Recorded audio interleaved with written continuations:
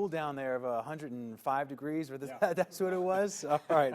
Time now for our financial focus. Of course, financial analyst Steve Budin joins us now. And today we're talking Brexit. We've been talking about it in the past, but what is it and why is this important? Yeah, it's a slow week domestically on financial news, so we'll go overseas. I mentioned this a couple of weeks ago. The British citizens are voting on whether the country of England should leave the European Union. Big vote. It's coming up Thursday, and the polls are all over the place, and it's pretty much at this point 50-50. And the markets all around the world, stock market, bond market, are all reacting.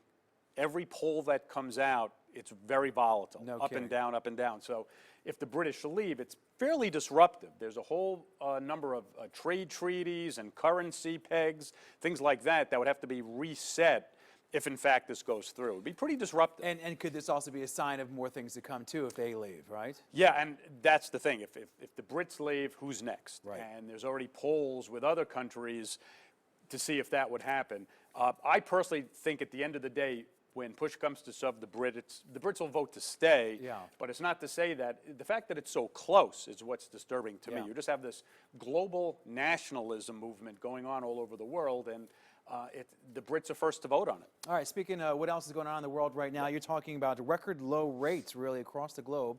What does this mean for savers? What does this mean for borrowers? And I think this is part of the global, the British vote as well. Interest rates are at record lows. So if I'm in Germany and I want to buy a bond, I could buy a bond for the German government and get 0% on my money for 10 years.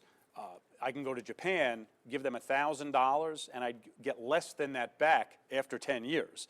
Wow. I can't see how the Federal Reserve would have interest rates go up in this country when all around the world rates are going down. Now, if you're a saver, it's terrible news.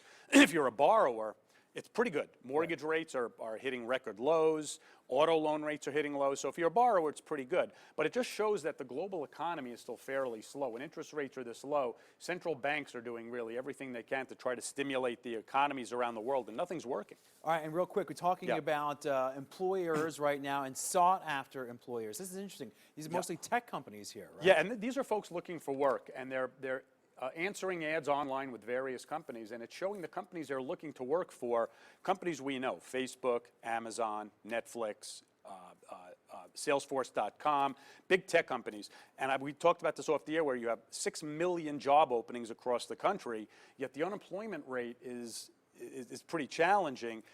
The big issue for me in this campaign is how do you have that connection between those looking for work and getting the skills they need for the next generation of jobs. All right, Steve Budin, as always, thank you so much for your time. I appreciate it. Okay, we'll be right back.